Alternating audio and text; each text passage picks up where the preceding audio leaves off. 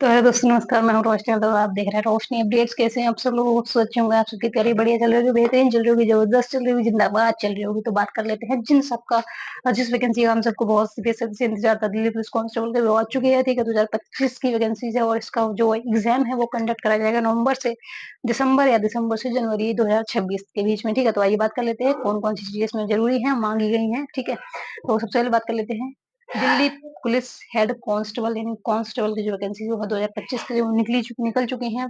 पदों की संख्या है 7,565। ठीक है, यानी कि काफी अच्छी संख्या है, हमारे हिसाब से काफी ठीक है। आवेदन जो है इसके शुरू हो चुके हैं 22 सितंबर 2025 से और इसकी अंतिम तिथि है 21 अक्टूबर 2025। ठीक है, बात कर लेते हैं एग्जाम डेट की। एग्जाम डेट भी इन्होंने क्लियर कर दी है कि हम कौन से मंथ में कंडक्ट करा सकते हैं, दिसंबर 2025 या फिर जनवरी 2026। इन 2 महीनों में आपका एग्जाम हो चुका है एग्जाम, और आपका जो है वो सीबीटी बेस होगा यानी कंप्यूटर बेस्ड टेस्ट होगा, है ना। और इसमें शैक्षिक योग्यता की बात कर लेते हैं, अगर आपकी जो एजुकेशन क्वालिफिकेशन है वो क्या रहने वाली है, तो बात करते हैं। इसमें न्यूनतम आपको 12 चाहिए होता है, यानी 12वीं आपके पास होना चाहिए। और साथ में पुलिस जो पुरुष उम्मीदवार है यानी कि जो मेल कैंडिडेट्स हैं उनके पास में ड्राइविंग लाइसेंस होना चाहिए, वो भी लाइट मोटर व्हीकल यानी कि हल्के वाहन वाला ड्राइविंग लाइसेंस आपको चाहिए ही चाहिए होता है। लेकिन ये कब चाहिए आपको? फॉर्म भरते टाइम नहीं चाहिए आपको, पेपर के टाइम नहीं चाहिए आपको, चाहिए होता है ये जब डॉक्यूमेंट वेरिफिकेशन होते हैं तब। ठीक है, तो ये हो गया। बाकी बात कर लेते हैं आयु की। आयु जो है 18 से 25 वर्ष तक इसमें रखी जाती है। साथ ही एससी एसटी के लिए 5 साल और ओबीसी के लिए 3 वर्ष की जो है इसमें छूट दी जाती है। तो ये इसका एज है छूट के साथ में। ठीक है, एज फॉर गवर्नमेंट रूल्स। बात कर लेते हैं जन्म तिथि की। डायरेक्ट इन्होंने एक मतलब डेट निकाल दी है कि इसके बीच में अगर आपकी डीओबी है तो आप इसके लिए फिल कर सकते हैं, अदरवाइज नहीं कर सकते हैं। नहीं तो फिर आप या छूट वर्ग का देखिए, नहीं या जनरल से तो आप नहीं कर सकते। 2/7/2000 से पहले का नहीं होना चाहिए आपका डीओबी, और 1/7/2007 के बाद की नहीं होनी चाहिए। इसके बीच में आपका जो है डीओबी होना चाहिए। बात कर लेते हैं एग्जाम पैटर्न की। सीवीटी होने वाला है, कंप्यूटर बेस्ड टेस्ट होने वाला है, 90 मिनट का टाइम रहने वाला है। साथ ही 100 क्वेश्चन दिए जाएंगे और 100 ही नंबर मिलने वाले हैं इसमें, यानी जो मेरिट बनेगी वो 100 नंबर पे बनने वाली है ना। ठीक है, और बात कर लेते हैं सिलेबस में कौन कौन सी चीजें आने वाली हैं, कौन कौन से सब्जेक्ट्स पूछे जा सकते हैं। तो जनरल नॉलेज यानी कि सामान्य ज्ञान इसकी जो है, और करंट अफेयर भी इसमें इंक्लूड होता है। तो 50 क्वेश्चन आने वाले होते हैं, साथ ही इसमें 50 नंबर दिए जाएंगे। रीजनिंग की बात कर लेते हैं, तो रीजनिंग में 25 क्वेश्चन आने वाले हैं, 25 ही नंबर इसमें दिए जाएंगे। मैथ्स की बात कर लेते हैं, संख्यात्मक योग्यता की बात कर लेते हैं, 15 क्वेश्चन और 15 ही नंबर मिलने वाले हैं। कंप्यूटर भी इसमें 10 नंबर का पूछे जाने वाला है और 10 ही नंबर इसमें मिलने वाले हैं। नेगेटिव मार्किंग इसमें 0.25 की यानी 1/4, 1/4 की नेगेटिव मार्किंग है।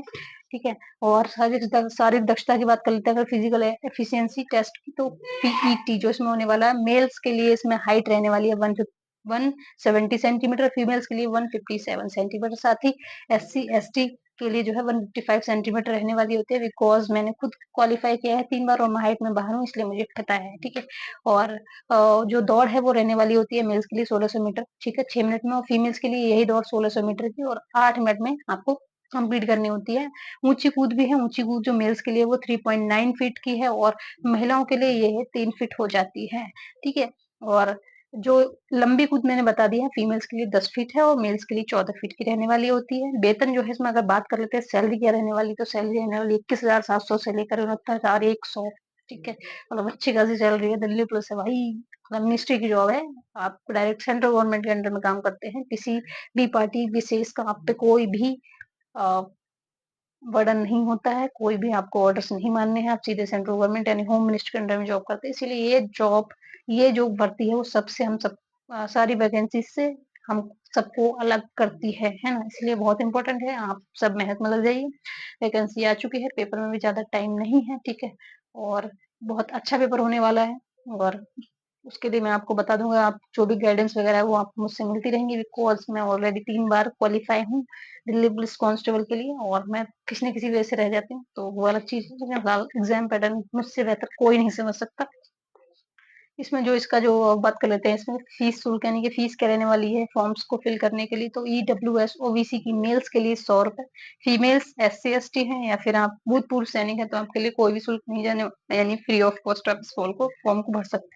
ये सारी जानकारी हो गई। अगर आपको लिटरली इस टाइप की जानकारी चाहिए या फिर आप चाहते हैं कि दिल्ली पुलिस में किस तरीके से आपको गाइडेंस मिले प्रॉपर एक, ठीक है, और रनिंग से लेकर के आपको फिजिकल तक के लिए और फिजिकल से लेकर के आपके लंबी ऊंची कूद इन सब की, तो प्लीज आप मेरे चैनल को सब्सक्राइब कीजिए, लाइक कीजिए और बने रहिए मेरे साथ। और एग्जाम के साथ साथ हम सिलेबस को भी अच्छे से डिटेल वीडियो बनाएँगे, इसमें आपको पता चलेगा कौन-कौन से सिलेबस हैं, कंप्यूटर कहाँ से पढ़नी है, ठीक है? जनरल नॉलेज मैंने कहाँ से तैयार की थी, ये सारी चीज़ें, कौन-कौन सी किताबें इम्पोर्टेंट हैं, ठीक है? रीज़निंग कैसे करें, ठीक है? कहाँ से टेस्ट लगाएँ, ये सारी चीज़ें। तो प्लीज़ आप बने रहिए मेरे साथ, मैं हूँ रोशनी यादव और आप देख रहे हैं रोशनी अपडेट्स। मिलते हैं नेक्स्ट वीडियो में, तब तक के लिए जय हिंद, बाय-बाय।